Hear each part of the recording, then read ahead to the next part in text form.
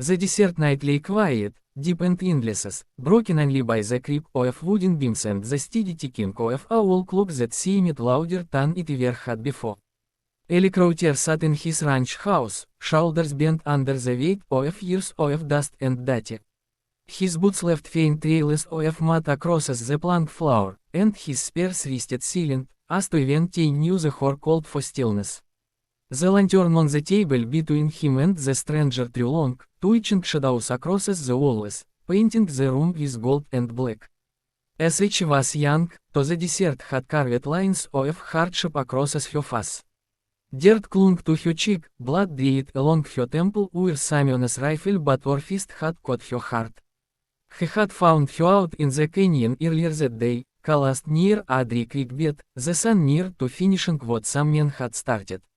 He talked about riding past, there was always danger in meddling with other people's troubles, but something in the way she lifted her head and met his eyes before collapsing had dragged him off the saddle. He hauled her back, bound her hands out of habit, out of caution. That was the rancher's way. Now as she sat across from him, raised steed in ragged robe, her back against the wall. As she had said little until then, nothing more than half murmured words lost to exhaustion.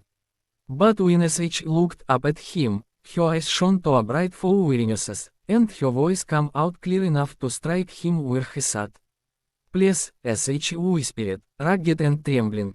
I am begging you, Untie it. Eli froze, the glass of whiskey in his hand forgotten.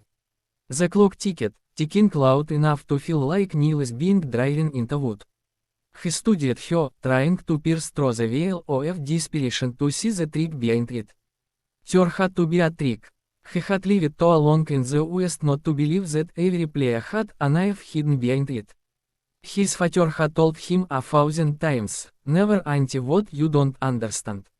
You invite this into your home, you'll find it takes root there. The woman didn't move. Her eyes twisted on us, the ragged cutting deeper, leaving red marks. The player in her voice wasn't the sharp demand of an outlaw trying to jet loose, it wasn't the slick talk of some drifter with a con in her pocket. It was quieter, heavier, the king of voice as all lucid Untie already ran out of roads and had no more cards to play. Eli's jaw tightened. He remembered other nights, long ago, before his hair had gone to grey, when he had tied a man and left him for the sheriff who never came. That man had died in his barn, throat dry, eyes wide with a silence Eli still woke up hearing. That ghost had followed him, whispering in every creak of the ranch at night. Was this the same road? His hand went to his belt, fingers brushing the hilt of his knife. He hesitated, feeling the old rancher's coat settle like iron in his bones. The coat said no, the coat said tradition keeps you alive. Her eyes locked on his, and to her lips trembled, her star did not waver.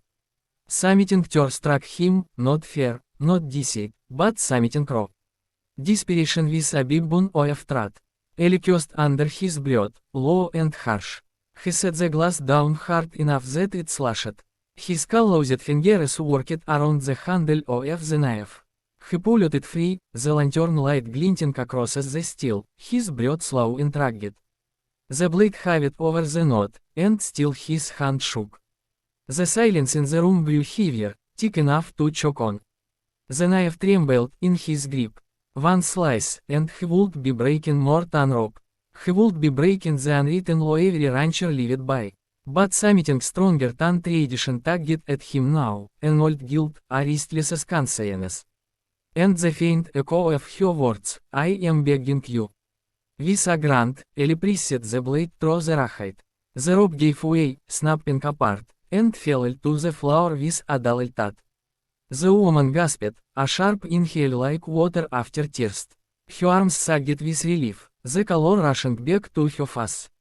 Eli leaned back, his chest tight, the weight of what he had done settling over him like a mountain. He had cut the rope. He had broken the cord. And the silence that followed told him the night would never be the same again. The rope fell away, and the woman staggered forward, rubbing at her wrists with a low hiss as to the pain of blood returning to her hands burned worse than the bending itself. The red grooves the Rahite had left behind looked angry and deep, and for a moment, Ellie thought sh might collapse right there on the wooden floor. But sh steadied herself, driving in a sharp breath, and when her head rose, her eyes found his and held them with a weight that made him shift in his chair. You don't know what you've just done, sh said, her voice hoarse, treated with a quiet grief. Ellie didn't answer right away. His fingers held close to his revolver on the table.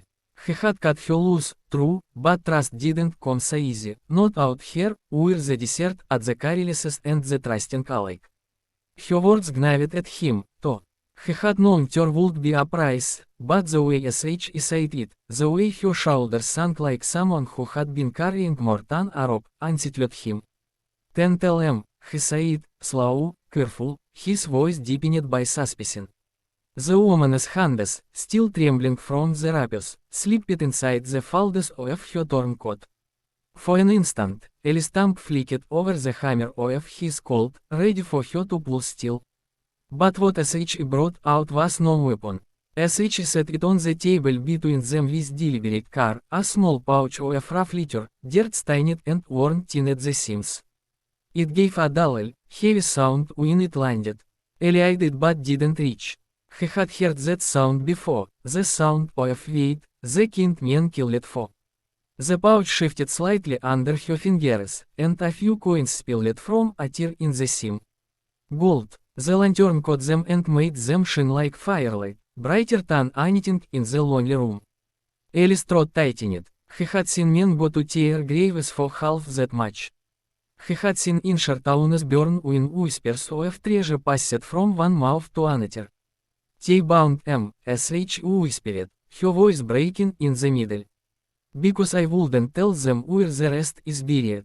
Her eyes dropped to the table, then rose again, burning into him with a fierceness that belied her exhaustion. They thought the rope would loosen my tongue. It didn't. And now, sh paused, swallowing. Now they'll come for you. Because you cut the rope. The words hung in the air like smoke after gunfire.